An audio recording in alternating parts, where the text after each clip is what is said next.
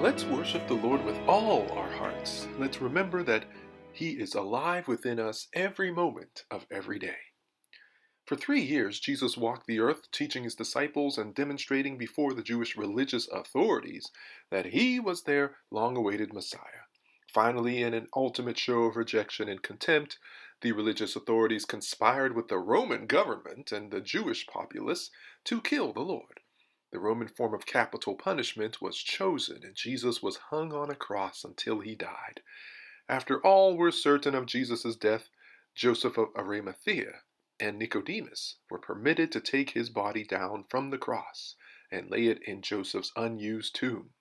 On the first day of the week, Mary Magdalene was returning to the tomb to tend to the body of the Lord when she discovered that the stone covering the tomb's opening had been rolled away and the body was no longer there. And that brings us to our key verse for today, which reads, "As He spoke, He showed them the wounds in His hands and His side. They were filled with joy when they saw the Lord." John 20, verse 20. Mary Magdalene's association with Jesus most likely begins when He cures her and other women of demon possession in Luke chapter 8, verse 2. Sometime during the second year of His ministry, her miraculous cure by Jesus brought Him her untiring faith and devotion. She appears to have been a woman of substantial means, as it seems she ministered to the needs of Jesus and the other disciples with her own money. Faithful to Jesus even after His death, John presents her rising early and going to Jesus' tomb to anoint His body with precious ointments and spices, as was the custom of the day. At this point in John's narrative, Mary Magdalene runs to tell Peter and the other disciples that Jesus' body is missing. Although John arrives at the sepulchre before Peter, he does not go in. Some have argued that perhaps John was afraid to enter the tomb alone. A more likely reason is that he simply defers to the older apostle. It is probably out of respect for Peter's position as leader of the apostles that John allows Peter to enter the tomb first. John's Gospel alone records that upon seeing the empty grave and the discarded grave clothes, he believed.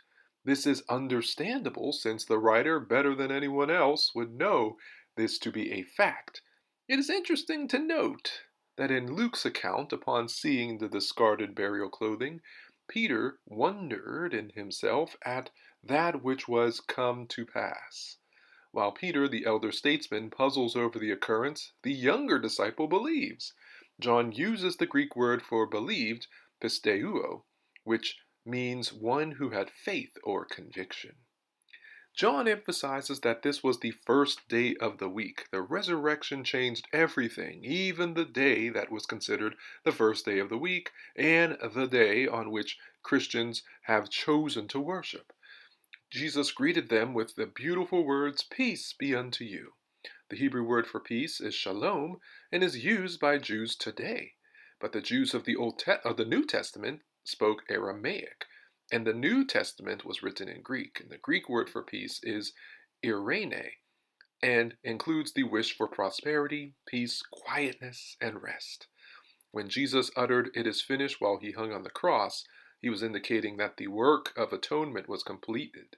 But now that God has raised Him from the dead, He is indicating that our reconciliation with God is complete, and we have peace with God and with one another. He is also setting His disciples at ease. This appearance must have been a pleasantly shocking surprise. So here's our lesson. Jesus had promised His disciples that He would turn their sadness into joy. He knew that for the few days between the crucifixion and the resurrection, the disciples would feel like orphans, and they would grieve. But He promised to turn their grief into gladness. Jesus, by living a life pleasing to God, broke the bonds of death over those who believe in Him, and God confirmed this by raising Jesus from the dead. Thank you so much for listening and subscribing to iLights. Heavenly Father, fill our hearts with what we truly desire, for who we truly seek is You.